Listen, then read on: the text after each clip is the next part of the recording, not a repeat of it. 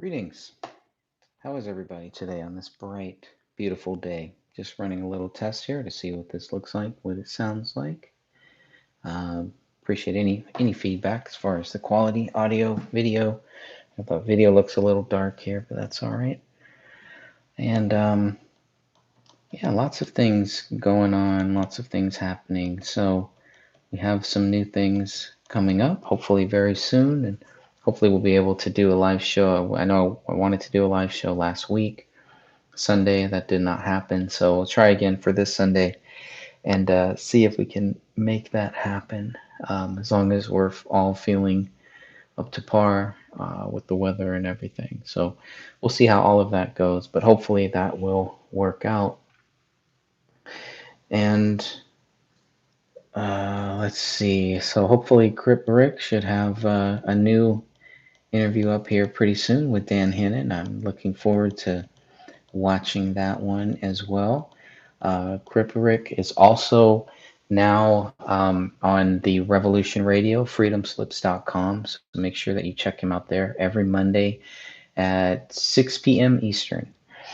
I was a guest on his first show this past Monday, and it was fun. I had a lot of fun doing that, a lot of fun participating in it, and always fun to just chat with Rick. And we didn't have COVID on the list of things to talk about, and we ended up spending a good time on that, on the COVID issue. So you never know what's going to come up, but you have to be ready for just about anything. And so I just like to run some of these tests here and help myself kind of prep for things that are things to come that I can't really talk about yet, but hopefully soon we'll be able to.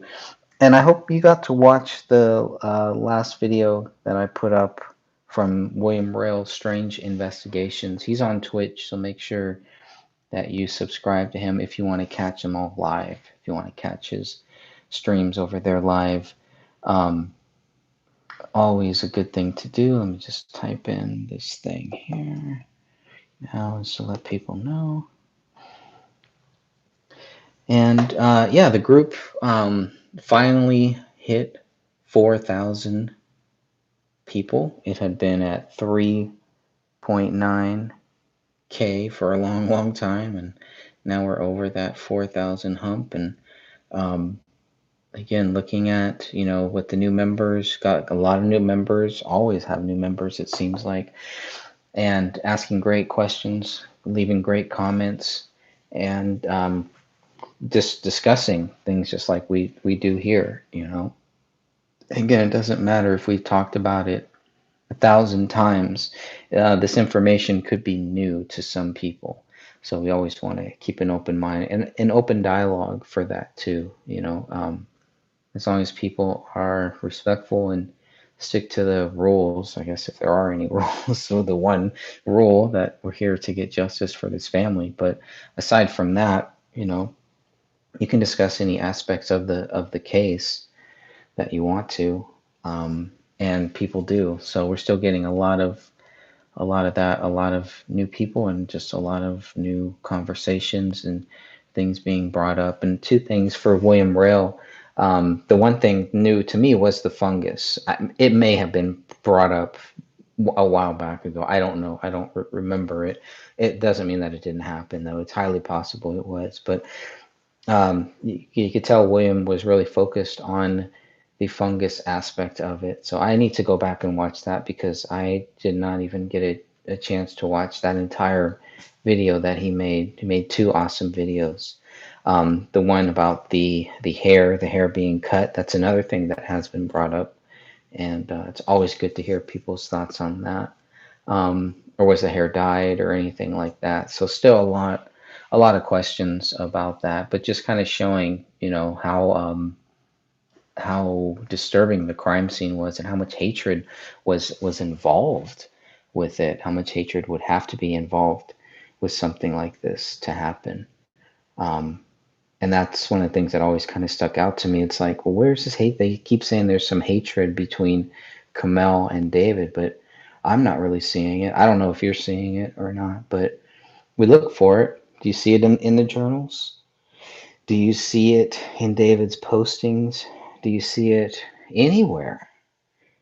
Where is this coming from? Where is this hatred that David apparently had for Kamel? Where is this coming from? Or even for Kamel's family? Do you really see the hatred? Is there really a hatred with David for his daughter? I mean, anyone who has a daughter, do you just, you know how difficult that is? You never want to jump to a conclusion like that, to think that a guy would hate their daughter, anything like that, or latch on to a few things in that journal taken out of context. That's why it's good that you have the whole journal, right? Not just little bits and pieces of it, but the entire journal as was given to us.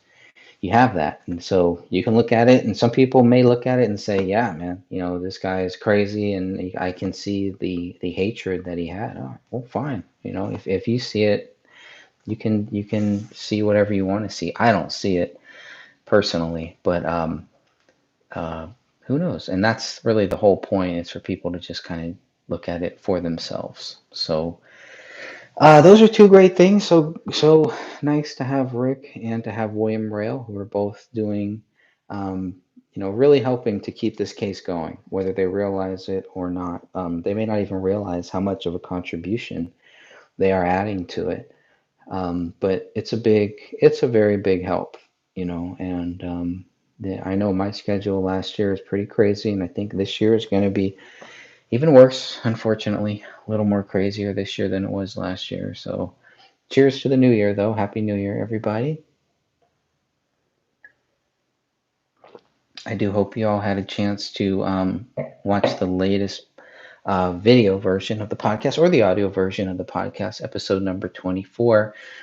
Detective Gummer Part Two. We hit 2 years. We've now been doing this podcast for 2 years, and the first couple episodes, I really had no idea what we were doing, how we were going to do this, what the best format was. Was there going to be a format?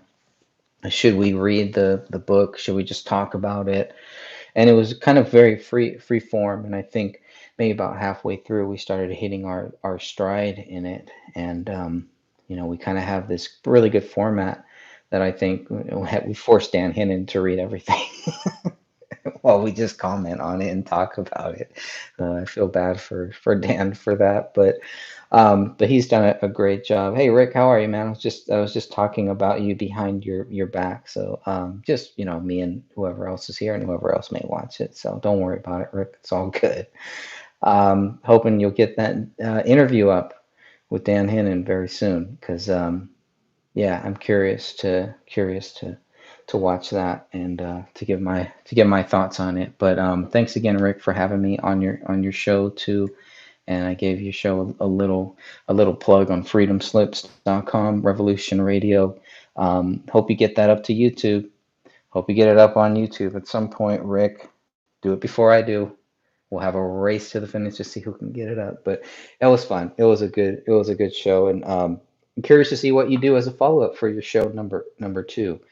And if you need somebody to ride shotgun, I may be able to jump in for one of those hours. But good to see you're going to have your crypto buddy, Paul, right? So Paul, was it Paul? No, what the heck is his name?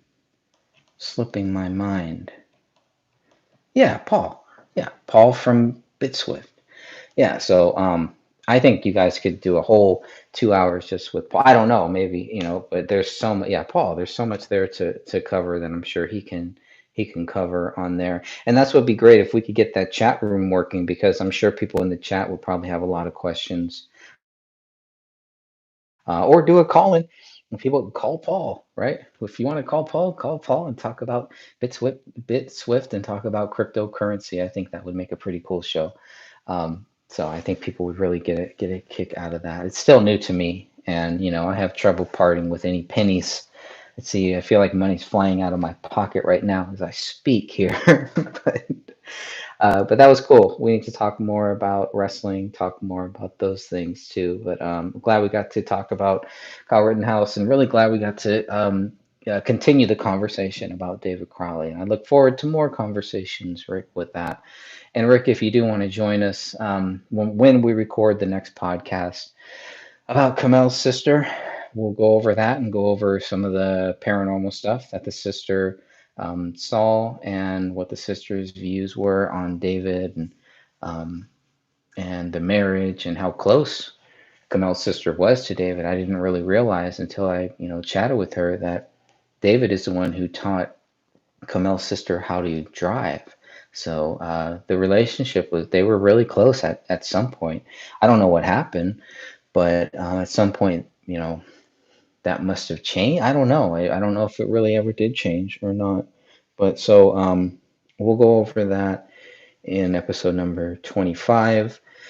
And then we'll get into, I don't really know what I should know this, right? I wrote the book, so I should know all the chapters, but I don't. I'm gonna look that up to see what is coming up after that. Because I don't know. I was thinking, well, maybe we could do two shows on Kamel, but it's only like that chapter is literally like what, one, two, three, four. Oh, let's go five, six. So it's 6 pages. The 7 pages still going. And we may be able to get two out of this one. Oh yeah, for sure. For sure. Wow. Okay, it's longer than I thought. Why did I think this was a short chapter? It's not. So in the physical book, which I will be sending you, Rick, it looks like this is pages. Well, it's a lot of pages. Yeah.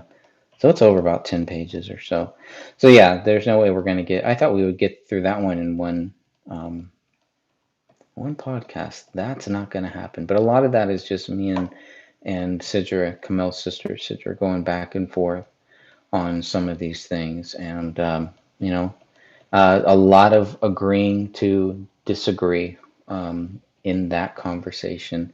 Then after that, we'll get into the father of Kamel. So that will be the next chapter. After the sister of Kamel chapter, we go right into the father of Kamel chapter. And that one is really short. It's just a lot of what Dan Hennon and Kamel's father talked about, only a couple pages. So that one will be short. And then after that, we get into the Rotten Reviews, which specifically relates to Eric Nelson's film, A Gray State. So that will be fun. That will be fun to cover. Not really, but we're going to have to read through the reviews from all of these guys from Eric Nelson's film. And I need to find the recording that they use. They used like 2-3 seconds, if that, a few seconds of, because what happened is for the documentary A Gray State, Eric Nelson actually interviewed Dan Hennon. I was interviewed by a man in California, by a man named Robert Erickson. So we were interviewed at the same time for about 1 hour each. Then Dan Hennon and I did a live YouTube show, and I need to find that show from July 11th, 2017. And so we did that, and the film crew on both sides just stayed there. And you can see in the back as we're filming, you can see these two big cameras behind us or whatever. But everybody knew, all of the goon squads, the haters, they all knew exactly what was going on. And this was supposed to be a big ha-ha moment, right? It was supposed to make us look bad. It was supposed to pretty much show why David Crowley is guilty, why we're all wrong, why we're wasting our time even looking into this. And if you've seen Eric Nelson's film A Gray State, you can decide for yourself what you think about that. I think our Dan Hennon's part and my part are really the only some of the only relevant parts in there, aside from what David Crowley says himself and what he talks about. But aside from that, there's really not too much that is really relevant in that documentary, or what we call a sloppy-mentary. And Eric Nelson even is quoted later on as calling it that. So Eric Nelson was stalking the Justice for David Crowley and Family Facebook page at some, or group. Sorry, it's a group, not a page. At some point, he was there and lurking around. Never really contributed or said anything. He could have, but it's whatever. That is what it is. Don't you hate when people use that term? It is what it is. Of course it is what it is. If it isn't what it is, it wouldn't be what it is. It would be something else.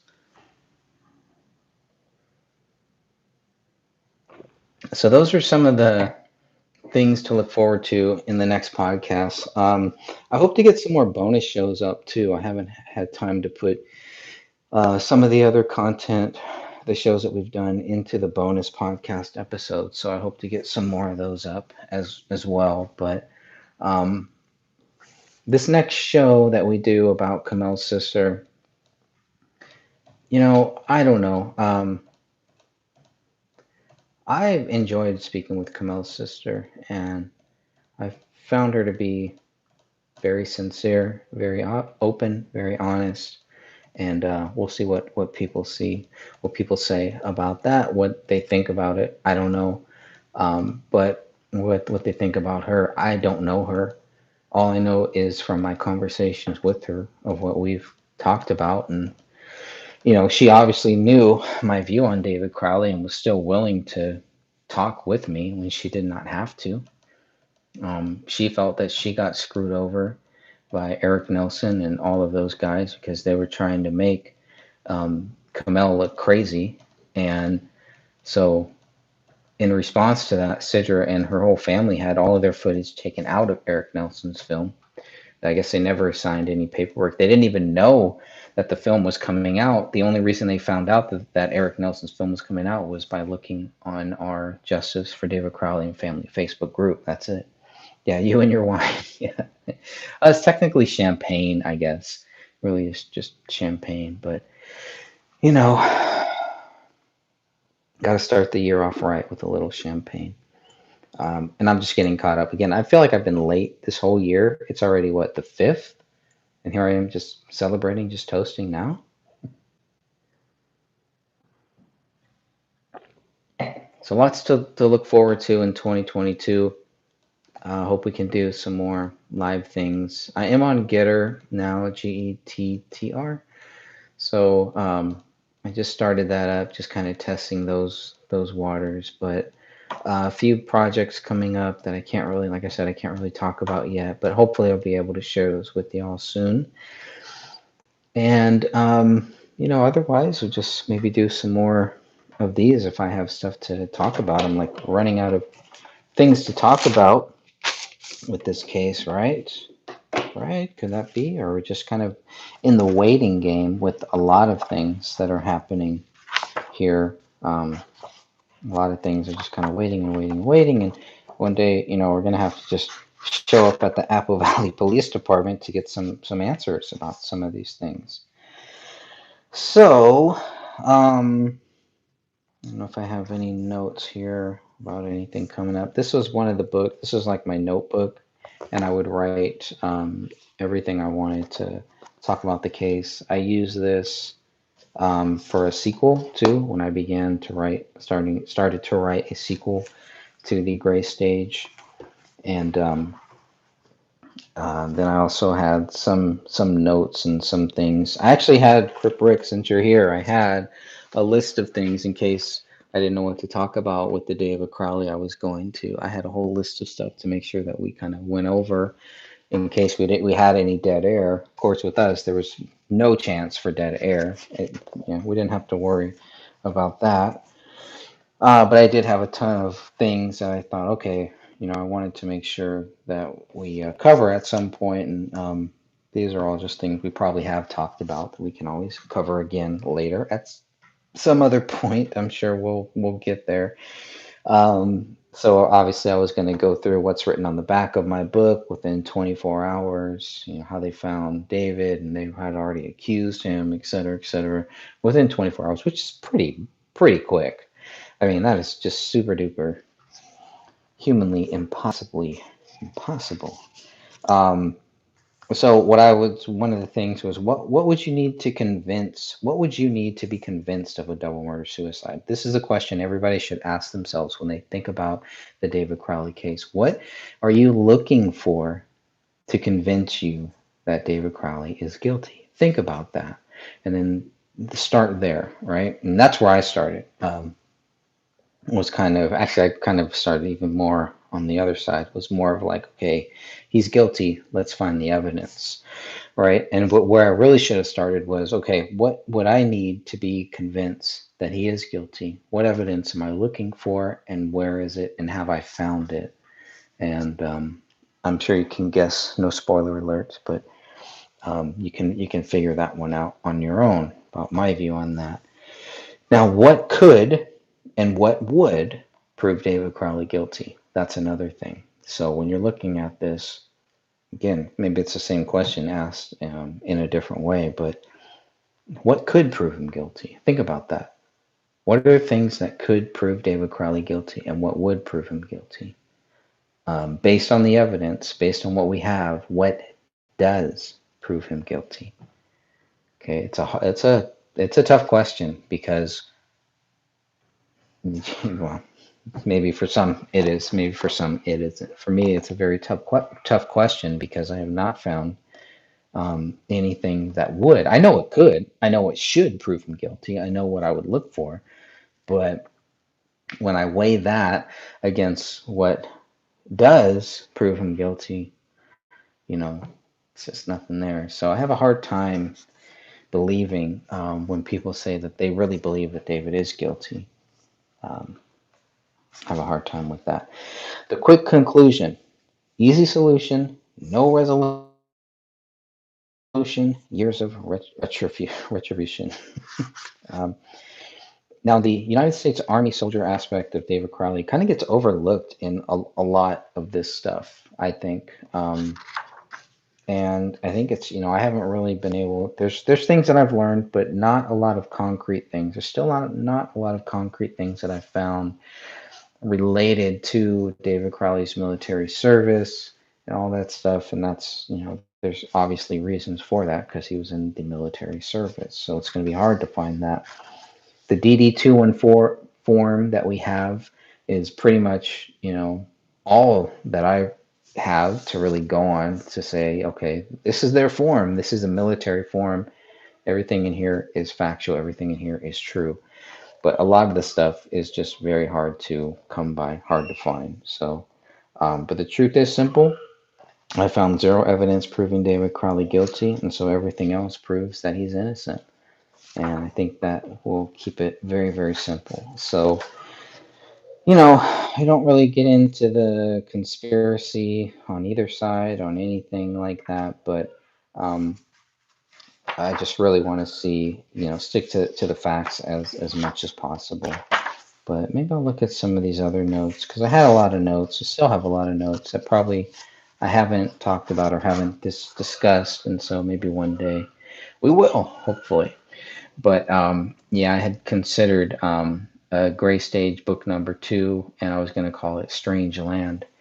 And that was kind of a little bit based on the book that was found in David's house, Stranger in a Strange Land, which is a very interesting book there too. But this all started because I had 50 pages of content that did not make it into the first book. And I was like, that's not enough for a book, obviously, but there's something there. There's some stuff in there. So do I just add it as a bonus chapter, which was my first thing?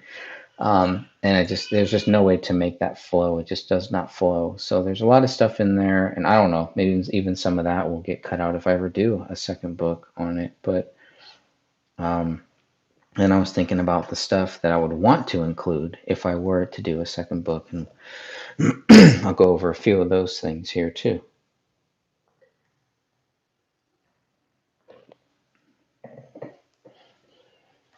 The Friend of Mel.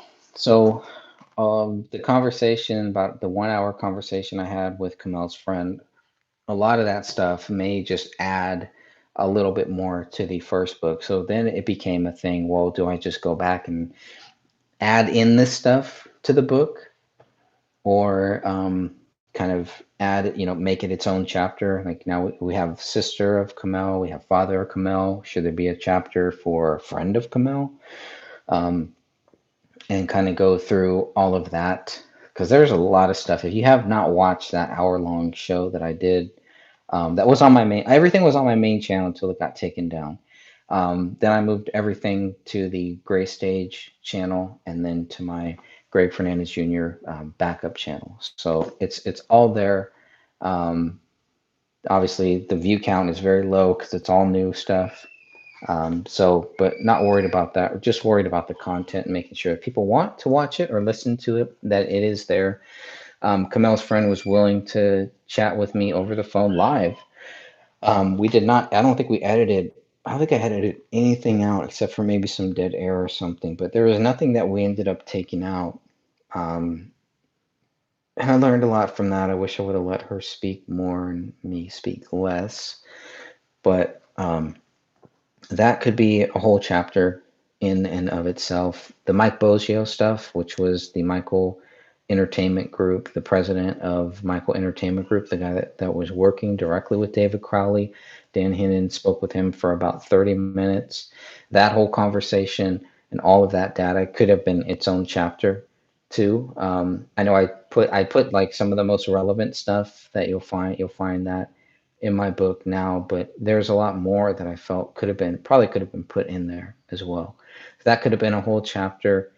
The debate that I did with Judy Crowley with Judy Prognell, that could have been a whole chapter. I thought that was a 3 hour talk, but a lot of it was just a lot of nonsense. So I don't know. It's more tailspin stuff, not really relevant factual things. It's just what she thought. A person who did not know David, met him once, spoke with him once, maybe, had no idea about David, and just really didn't spend that much time, spent more time after his death than she did while he was living next door to her. So a lot of that 3 hour stuff I thought was not really relevant. It's all secondhand, third hand information. She really does not know anything more than we do, and everything that she does know is in the police reports, in her 911 call. So we have access to all of that. But aside from that, she's really not relevant to this case.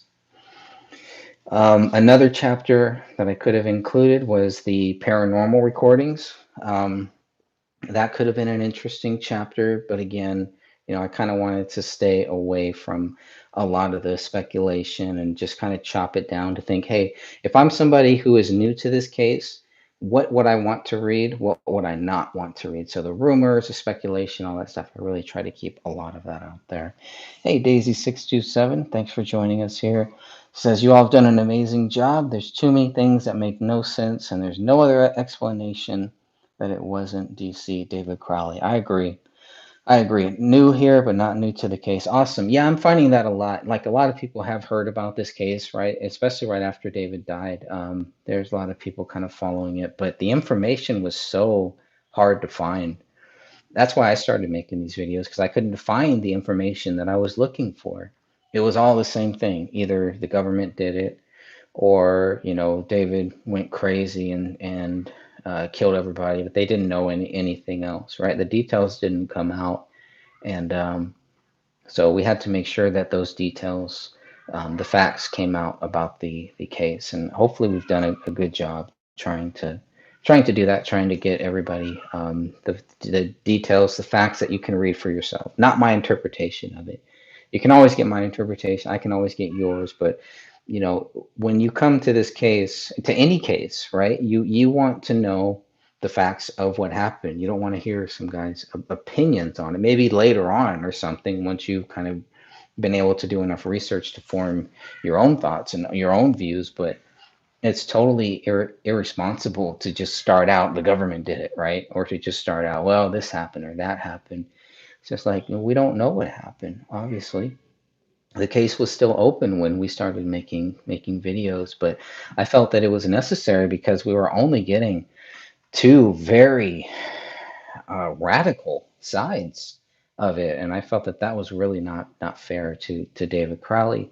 It's not fair to the people that really cared about him or cared about this case and that were really looking into it. It wasn't fair to any of them. So I started making some videos, and that's when Sean Wright started contacting me, spreading his disinformation or misinformation, whatever it was, whatever you want to catalog it as. And it just got even, stranger and stranger. But it was like, as long as we focused on the documents, right, we were going full speed ahead, straight forward, documents, documents, documents, photos, photos, photos. What happened? What happened? What happened? Not this, boom, boom, boom, boom, boom. We're getting hit. Oh, it must be this, time travel or numerology, blah, blah, blah, blah, blah. All of this stuff. And it's like, well, let's just focus on the facts here. This is what the police say. What do they have that backs it up? This is what you think. Why do you believe what you think? And it's been a long journey. It's been a very interesting journey, but I still think, hey man, from day one, we've been focused on the facts, focused on the documents, on the photos, on the evidence. That's all we're going to focus on. We may venture off and chat like, about certain things or whatever, but the focus is never going to change. Nobody's ever going to change my focus. They're not going to change Dan's focus, Sophia's focus, Catherine's focus, anybody else's focus, William's focus. Anyone who is really seriously looking into this, that's what they're going to be looking for is the facts of the case, not the speculation, the rumors, and all that stuff. So I've always been cautious about trying to form a view. Okay, I got it, guys. This is what happened. Let's just go with this, and that's it. I'm not going to tell you something happened if I don't know that it happened. I may speculate on it. I may want to talk about it because that's how we learn. That's how we grow. I love the whole think tank process. A lot of the conversations that we did were just a think tank where we were thinking this things out, thinking this stuff out. Well, what about this scenario? What about that scenario? You have to do that. You have to go through it, and everybody does it at their own pace. So I don't get frustrated with people who are still going through that stuff. That's great. If I can help, great. I don't want to be a hindrance either, though. I don't want to stand in a person's way or like, oh, have you guys talked about this? Okay, I won't talk about it because you guys already have. No, talk about it. It's you have to feel free to talk about this. That's the only way that we get better, that we grow at this. You have to be respectful, respect other people's thoughts. And you know what? If the conversation gets heated or if you clash, just walk. You have to learn to walk away at some point from certain people. Just have to do it if you really want to stay focused on this case. Let's see. The gloves. Okay, so Daisy says the gloves. The bowl. Why would he be worried about covering things up if he was knowing he was going to take his life next? It's so obvious. Interesting. So you're talking about maybe like the gloves, like why would he put on gloves and do the blood writing or something like that? Because we've got mixed theories about that, right? You talk to Sean Wright, to other people, the Gray State goons, they may give you one thing of what they think happened, but I mean, how did that much blood get on that wall so cleanly, so neatly is what it seems like to me. I don't know. So how do they get the blood? I mean, that's a coordinated plan. That takes time. That takes effort, because Camel's the only parts of her body that was missing were her head and her hands. So that's coordinated, right? It's not two random things. We don't just say, oh, the hand's here, okay, there. And if the dog is credited with all that, then where did all of the blood come from that's on the wall, that's on this whole crime scene, right? It does not make sense. Yeah, agreed, Planet X Filmworks. Scene had to be tampered with. I mean, I don't know. I don't know how else to I mean, it's hard to argue with that. I'll put it like that. It's hard to argue with your view with that point. I think it's a very valid point, a very great point, because a lot of things do look tampered with, staged, whatever you want to call it, right? Have they reopened it yet? No, Daisy, they have no plans to reopen it, but they are having a tough time closing it because how do you close a case like this when you can't prove David Crowley did it, right? So it's more of where the propaganda, that's why they had to make a film like this, Eric Nelson's film. That's why all the news reports, if you look up any mainstream news reports, it's going to be the same thing. David Crowley's guilty. He went crazy and killed all these people, killed his family and himself. And that's it. Case all done. But if you look at what the documents say, it is not a case. It is not a closed case, and it is not proven that David did any of this stuff. So that's kind of where it's kind of at that stalemate here. They can't really close it because they can't prove David Crowley guilty. They don't want to quote unquote reopen it because of how it may make them look. So it will take another investigative body or something like that. It may take the family to really step in and say, you know what? it's time. It's time we look deeper into this. So that's what may happen. That's what I hope will happen at some point, but you just don't know. So yeah, regardless of whatever happened before, um, yeah, that blood on the wall. It's like the more I think about it, the more it's like, man, how did they do that? How did they get all of that? How much time would that take? How much blood would it have to take, right? And then Kamel's blood is all these other places, but just think about the amount of blood. Who would even know to do that? How would David know to do that? What type of skills would you need to know how to do that working with so little, right? Because really, if it would just be Kamel's head, the blood from her head is all that they would have to work with if they're going to blame the dog for both of Kamel's hands being missing. Not much to work with. Had to bleed out from somewhere, put all that blood somewhere, and then put it on that wall. It's a coordinated effort. So, yeah, yeah, it's very interesting stuff. How could his family not see or talk about it for weeks? And that's their granddaughter. Yeah, not implying anyone did it, but they were there. I know, and that's some of the sad one of the sad things about it here. One of the many sad things about that is the reaction of the family. Were they scared? You know, were they silenced? Do they really not know? Do they really not understand? You know, like when I talked with Kamel's sister, it's like she really, a lot of stuff she did not know. She was learning it from the group, from the Justice for David Crowley and family group. That's pretty sad.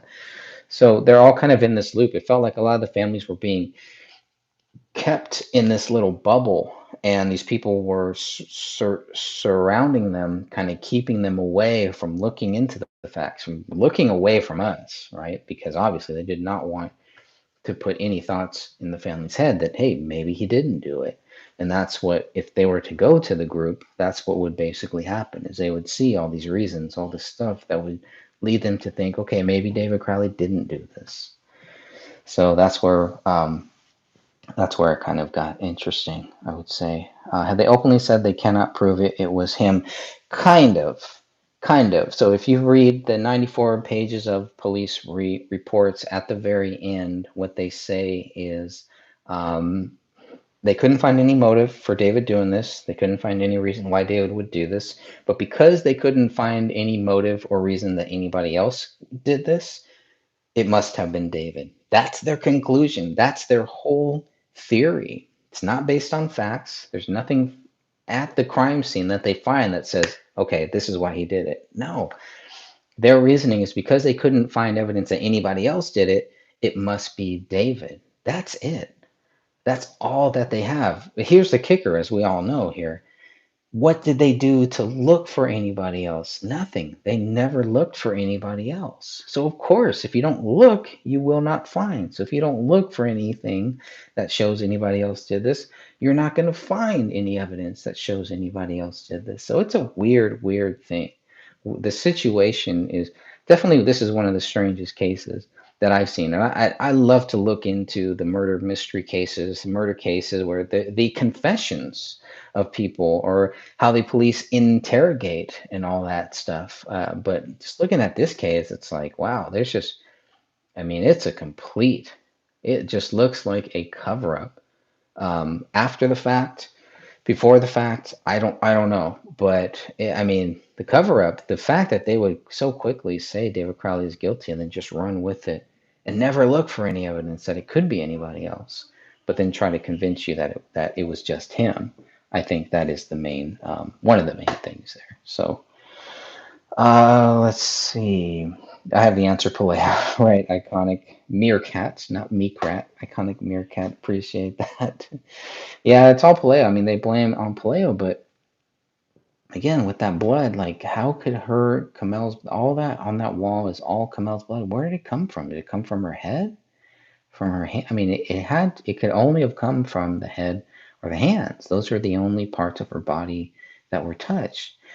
According to police, it really couldn't have come from the hands because they credit the dog with that.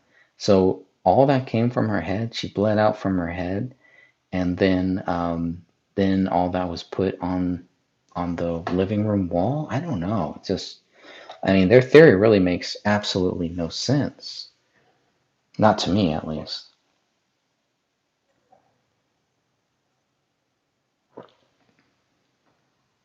Well, at least she was able to learn from the group. Yeah, definitely. Yeah, Kamel's sister and probably their whole family. They didn't know a lot of stuff, and hopefully they are watching. Hopefully they're still listening. Hopefully one day, they will come and join us and help us to reopen the case. Without the family, and it's sad that David's mom has passed, and it's sad that David's dad thinks that there was a pack theory. I mean, I can only imagine. I can give you three or four guesses who is in David's dad's ear about that, trying to convince him it was a pack theory and just go with it, right? To take some of the burden off of David. Um, it's just all really, really twisted. A lot of compartmentalization is what it looks like is happening there. So it's pretty sad. Planet X Filmworks, Paleo ate several skull and bones. Seems he's a dinosaur. Yeah, and and hey, there's no need to, test any of his feces or anything. So they don't even bother trying to prove that the dog ate anything either. And those are things that you would expect to find in every news report that is out there, right? These are some of the simple, basic things. Like to just say, "Oh, David did it," is slander. If I was a family, I'd sue all of these fuckers. I'd sue them all for what they're saying about my family member. Um, they're trying to convince him upon all this stuff and just say, "Oh yeah, he's guilty. He went crazy. Oh, he snapped. He did this." They must know that they don't have to worry about being sued by the family for some reason. But I wish some of the family would sue them. But of course, then they would have to admit that David didn't do this, and I don't know why they're being so quiet, but we know that they are for some reason. So Johanna says they made him guilty upon arrival and only placated the public for a year of investigation. Yeah, pretty much a quote unquote investigation, and that was it. That's all we got. That's all that there was. Um, yeah, Cobain style investigation looks like suicide, so it must be right, and that must be it. That's why I always go back to that movie, Soaked in Bleach, and I really wish one day somebody will make a real documentary on the David Crowley case, similar to the Soaked in Bleach case. I think that'd be awesome. I think there'd be a lot there. So yeah, I mean, there's just so much to it, so much that they didn't do, so much that they could have, should have done, and so many things that I wish I would have included in my book, and I have all these other mismatched chapters and trying to figure out what to do with them, and some other ideas for some projects related to this. But it's all in God's hands. So if God wants these things to be done, they will be done. If not, then we'll just continue on however we possibly can. So, but obviously the pact thing has been, I even have some notes here about the pact that they say. Who's this? Mason Hendricks, or is this Sean Wright? Oh yeah, Sean Wright, I guess. Um, he contacted me. Sean Wright contacted me on January 23rd, 2015. Here's one of his quotes: "Is the truth is David, Kamel, and Rania are dead. They died on their own terms. They died on their own terms." I mean, it's one of the most ridiculous statements that guy has ever made. And he's made a lot of ridiculous statements, but that is a pretty big one to say that. Total slander, total slander, total speculation. This guy is not a truth seeker. This guy does not care about truth. What type of statement is this? It's really ridiculous. So